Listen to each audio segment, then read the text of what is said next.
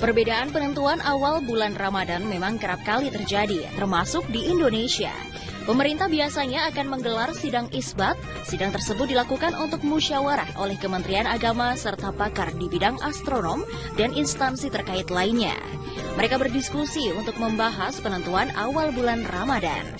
Dalam menentukan awal puasa, memang terdapat beberapa metode atau caranya. Dan untuk membahasnya lebih dalam, berikut ini Asal Muasal akan mengajak Anda menelusuri jejak sejarah di balik teknologi untuk melihat datangnya Ramadan dalam jelajah waktu dan cerita.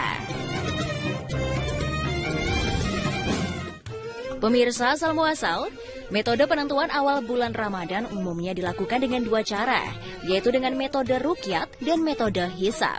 Metode ruqyat merupakan aktivitas mengamati visibilitas hilal. Hilal sendiri merupakan bulan sabit tertipis yang berkedudukan rendah di atas cakrawala. Hilal hanya tampak setelah matahari terbenam karena intensitas cahaya hilal sangat redup dibanding dengan cahaya matahari, serta ukurannya yang sangat tipis. Apabila hilal terlihat, maka pada petang waktu setempat dipercayai telah memasuki bulan baru Hijriyah. Namun jika hilal tidak terlihat, maka awal bulan ditetapkan mulai petang pada hari berikutnya. Pada zaman Nabi, ruqyah digunakan umat Islam untuk mengetahui waktu pelaksanaan ibadah seperti puasa Ramadan, salat Idul Fitri, pelaksanaan kurban, dan puasa Asyura. Konon pelaksanaan ruqyah dilakukan dengan cara melihat hilal menggunakan kedua mata tanpa bantuan alat lain. Namun seiring perkembangan teknologi, ruqyat kini dapat dilakukan dengan alat bantu optik seperti teleskop. Dalam menentukan bulan baru Hijriyah, selain menggunakan metode ruqyat, juga bisa menggunakan metode hisab. Metode hisab merupakan metode pemantauan hilal berdasarkan perhitungan matematik astronomi. Hisab secara harfiah berarti perhitungan. Dalam dunia Islam, istilah hisab sering digunakan dalam ilmu astronomi untuk memperkirakan posisi matahari dan bulan terhadap bumi. Posisi matahari menjadi penting karena menjadi patokan umat Islam dalam menentukan masuknya waktu sholat. Sementara posisi bulan diperkirakan untuk mengetahui terjadinya hilal sebagai penanda masuknya periode bulan baru dalam kalender Hijriyah.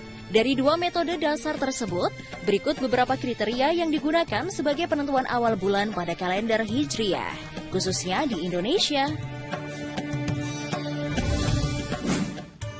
Metode yang pertama yaitu mengamati bulan sabit.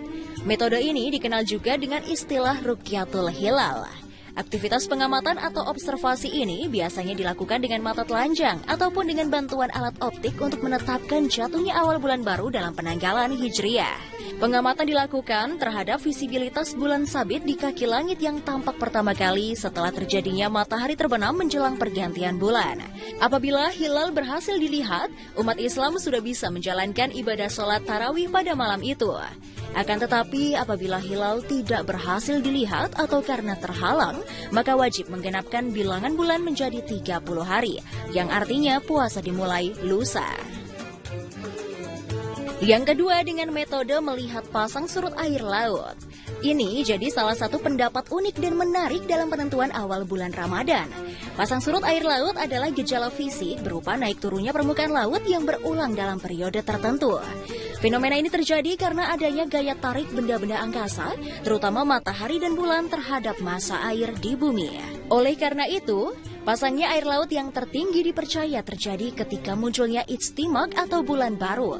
Inilah yang dijadikan pedoman dalam menetapkan awal bulan baru, termasuk awal bulan Ramadan. Selanjutnya dengan metode hisab. Hisab dapat dijadikan sebagai pilihan dalam menetapkan awal bulan Ramadan, mengingat dalam Al-Quran surat Yunus ayat 5 disebutkan bahwa Allah telah menciptakan keteraturan pada peredaran bulan dan matahari untuk perhitungan waktu bagi manusia. Metode ini diadopsi dari suatu organisasi keagamaan yaitu Muhammadiyah. Sejak dulu, mereka selalu menetapkan awal dan akhir bulan Islam berdasarkan perhitungan bulan atau hari. Menurutnya, menggunakan cara ini cenderung lebih mudah. Karena itu, artinya tidak perlu mengamati air laut dan bentuk bulan di langit. Kemudian ada lagi metode Imkanur Ruqyat Mabims.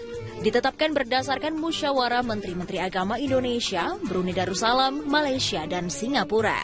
Metode ini dipakai secara resmi untuk penentuan awal bulan Hijriyah pada kalender resmi pemerintah.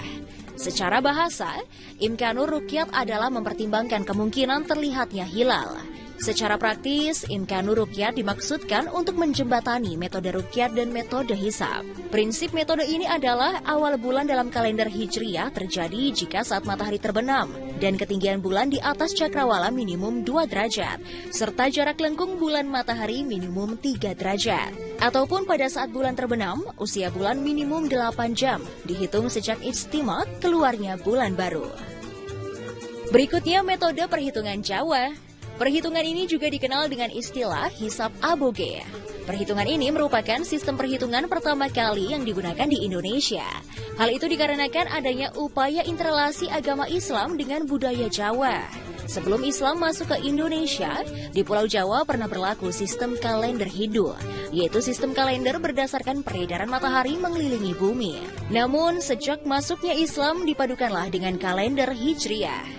Metode aboge dalam menetapkan bulan Ramadan masih digunakan oleh mayoritas penganut kalender Jawa Islam Kejawen.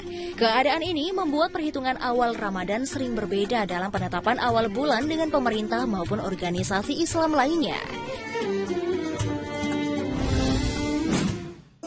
Nah pemirsa Asal Muasal, secara awal adanya puasa dari berbagai peristiwa penting yang terjadi pada bulan suci Ramadan. Ada beberapa peristiwa penting dan hikmah yang dapat diambil dalam sejarah awal mula bulan Ramadan, yaitu turunnya Al-Quran. Kewajiban puasa Ramadan bertepatan dengan sejarah turunnya Al-Quran pertama kali sebagai wahyu yang diberikan Allah Subhanahu wa Ta'ala kepada Nabi Muhammad SAW. Peristiwa ini dikenal dengan Nuzulul Quran, yang terjadi di Gua Hira melalui perantara Malaikat Jibril.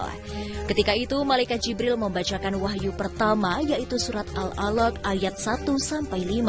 Turunnya ayat Al-Quran kepada Rasulullah ini sekaligus menjadi momentum pengangkatan Nabi Muhammad SAW menjadi utusan Allah di usia yang ke-40 tahun. Kemudian, sejarah awal mula bulan Ramadan juga dikaitkan dengan adanya peristiwa Perang Badar. Perang Badar merupakan pertempuran besar antara kaum muslimin dengan kaum kafir Quraisy. Peristiwa yang berlangsung di pertengahan bulan Ramadan sekaligus menandai awal kejayaan kaum muslimin. Perang ini dimenangkan umat muslimin. Badar yang letaknya kurang lebih 145 km arah barat laut dari kota Madinah menjadi saksi atas kebesaran Allah dan keimanan para umat muslimin. Selanjutnya ada penaklukan kota Makkah. Bersama dengan para sahabat, Nabi Muhammad SAW berhasil menaklukkan kota Makkah dalam perang Fatu Makkah pada 20 Ramadan tahun 8 Hijriah. Perang ini dipicu oleh kaum Quraisy yang melanggar perjanjian Hudaibiyah dan bersekongkol dengan kabilah lain untuk memerangi orang-orang yang berdamai dengan Rasulullah. Dalam perang ini, Nabi Muhammad SAW memerintahkan sebanyak 10.000 pasukan muslim. Pasukan itu dipimpin oleh Khalid bin Walid sebagai panglima perang. Meski berperang dalam kondisi berpuasa, pasukan muslim berhasil menang dan membuat tentara Quraisy akhirnya menyerah. Usai perang, Rasulullah memerintahkan pasukan muslim untuk menghancurkan sebanyak 360 berhala di sekitar Ka'bah.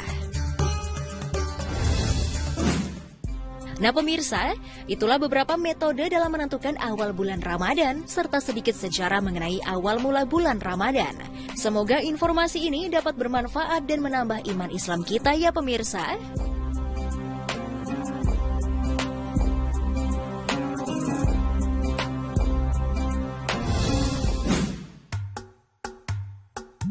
Tak cuma menggunakan beduk, rupanya terdapat tradisi untuk membangunkan sahur dengan menggunakan traktor loh pemirsa.